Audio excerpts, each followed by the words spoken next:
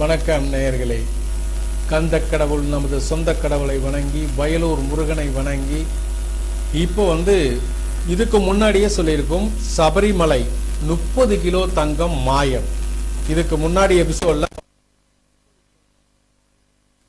புரியுதா? இப்போ அந்த 30 கிலோ தங்கம் மாயமானதோட அதுல இருந்த துவாரபாலகர் சிலையில இருந்த அடி பீடத்தையும் காணும். அது என்ன ஏதுங்க? அந்த அடி பீடம் யார் காணுன்னு சொல்றதுன்னா, ஏற்கனவே உன்னிகிருஷ்ணன் போத்து தான் அந்த பீடத்தை துவாரபாலகர் சிலை மேல இருக்கிற அந்த பட்டை அது மேல போட்டிருக்காங்கல்ல, இது அந்த பட்டையை எடுத்துட்டு போனது அவரு தான். தங்கத்தை எடுத்துட்டு போய் செப்பு தகடா திருப்பி கொடுத்தார். நல்லா கேட்டுங்க, தங்கத்தை எடுத்துட்டு போய் செப்பு தகடா திருப்பி கொடுத்தார். இப்ப அதே உன்னிகிருஷ்ணனே கீழே இருக்க பீடத்தையும் காணுட்டான். பீடத்தையும் காணும் சார், நான் என்ன பண்றது? வேலையே பயிர மேய்து பாருங்க, என்ன பண்ண முடியும்? பீடத்தையும் காணும்னா இது கேரள சட்டசபையில பெரும் வாக்குவாதமா ஆயிடுது. கேரள சட்டசபையில பெரிய பிரச்சனை ஆயிடுது. உடனடியா உயர்நீதிமன்றத்துக்கு போகுது.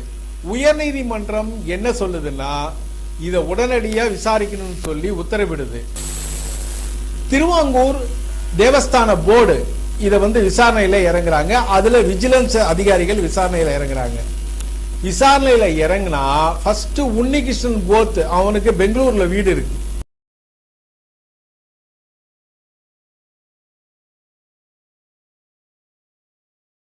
உன்னிகிருஷ்ணன் போத்தை பெங்களூர்ல விசாரணை பண்றாங்க. விசாரணை பண்ணது மட்டுமில்ல, அதுக்கப்புறம் வீட்டையும் சோதனை பண்றாங்க.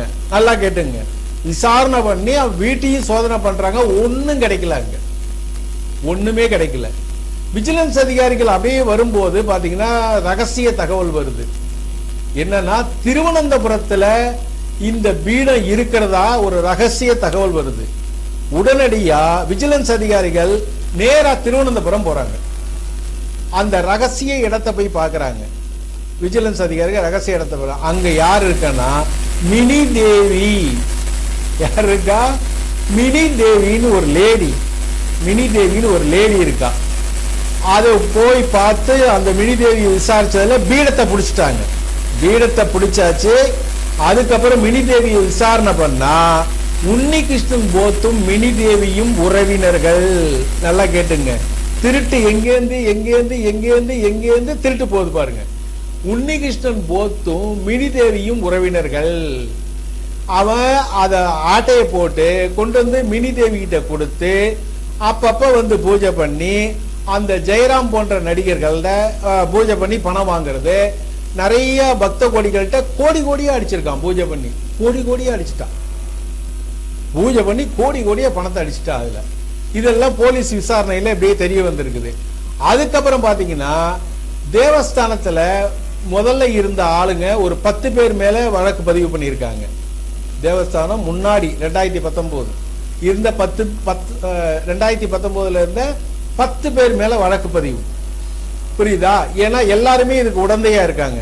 இதுல என்னன்னா, முதல்ல அதுக்கப்புறம் இந்த தகுடு போச்சு இல்லையா, துவாரபாலகர் சிலை தகுடு எங்க போச்சு? சென்னை போச்சு. சென்னை எங்க போச்சு? அம்பத்தூர் போச்சு. அம்பத்தூர்ல யார் போச்சு? ஸ்மார்ட்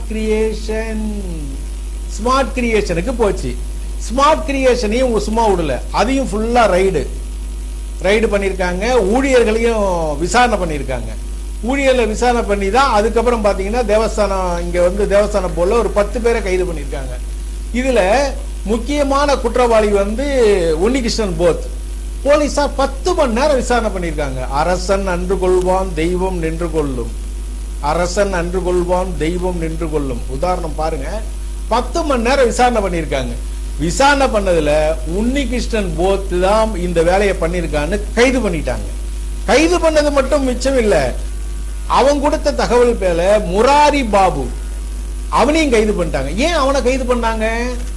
அவன் தான் அந்த துவாரபாலகர் சிலையோடைய இதுக்கு அனுமதி கொடுத்தது, பீடத்துக்கும் அனுமதி கொடுத்தது. உள்ளே இருக்கான். ஏன்னா சர்டிபிகேட்லாம் ரெடி பண்ணி இவன் தான் கைது போட்டு கொடுத்துருக்கான். இப்போ 2வது குற்றவாளியா இவன் முராரி பாபு, முதல் குற்றவாளியா யாரு? உன்னிகிருஷ்ணன் போத். உன்னிகிருஷ்ணன் போத்து முதல் குற்றவாளி, முராரி பாபு 2வது குற்றவாளி. இது சட்டசபையில அமளி துமளியா ஆனதுனால இப்ப வெளியே வந்திருக்குது. முதல்ல 30 கிலோ தங்கம் அப்படியே சைலண்டா கிடந்தது. சட்டசபையில பிரச்சனை, பீடமும் சேர்ந்து போயிடுச்சு. தங்க பிளேட் மட்டும் போல, என்ன தங்கத்தை கொடுத்துட்டு வெறும் கவரிங் அடிச்சு விட்டான். இப்போ இந்த பீடத்தையும் மினிதேவிட்ட கொண்டு போய் கொடுத்துட்டான். அதையும் கண்டுபிடிச்சிட்டாங்க. கொடுத்தது இல்லாம பூஜை வேற பண்ணிருக்கான். திருடின பொருளை வச்சு பூஜை பண்ணா உருப்பிடுமா? பாவம் இல்லையா? பூஜை வேற பண்ணிருக்கான். அதனால அரசன் நன்று கொள்வான், தெய்வம் நின்று கொள்ளும் மாதிரி இப்ப மாட்டிக்கிட்டானுங்க 2 பேர். இன்னும் 10 பேர் மேல வழக்கு பதிவு இருக்கு. ஆனா 2 பேரை கைது பண்ணிட்டாங்க. ஒன்னு உன்னிகிருஷ்ணன் போத், இன்னொன்னு முராரி பாபு. 2 பேரும் இப்ப கைது பண்ணிட்டாங்க. கூடிய சீக்கிரத்துல இன்னும் யாரா சிக்குவார்னு பார்க்கலாம். அடுத்த ஒரு நிகழ்ச்சியில் மீண்டும் உங்களை சந்திக்கின்றேன். நன்றி, வணக்கம். சித்தரின் மெய்சிலுக்கும் அனுபவங்கள் என்று முன்னரே கூறியிருந்தோம் அல்லவா? அந்த உண்மையை உங்களுக்கு சொல்ல வேண்டாமா? அந்த சித்தர் நேரடியாக அந்த அம்மனுக்கு அபிஷேகம் செய்யும் போது அந்த அம்பாள் பாம்பு ரூபத்தில் எழுந்தருளியிருக்கிறாள். அந்த காட்சிகளை இப்போது நீங்கள் பார்த்து கொண்டிருக்கிறீர்கள். அந்த பாம்பு ரூபத்தில் எழுந்திருக்கும் அம்பாளை இந்த சித்தர் பாலால் அபிஷேகம் பண்ணுகிறார், சந்தனத்தால் அபிஷேகம் பண்ணுகிறார். என்னதான் ஜீவன் இருந்தாலும் 5 அறிவு படைத்த ஜீவன், தெய்வத்தினுடைய பாம்பு இல்லை என்றால் யாராயிருந்தாலும் தீண்டும். ஆனால் கடவுளின் அருள் பெற்ற இந்த சித்தர் அந்த பாம்புக்கு அபிஷேகம் பண்ணும் போது எந்தவித மறுப்பும் அது தெரிவிக்கவில்லை. சில நேரம் மஞ்சள் தண்ணி எடுத்து அது வாயிலே போடுறார். இதெல்லாம் பார்க்க ரொம்ப மெய்சிலிருக்கும் அனுபவமா இருக்கு.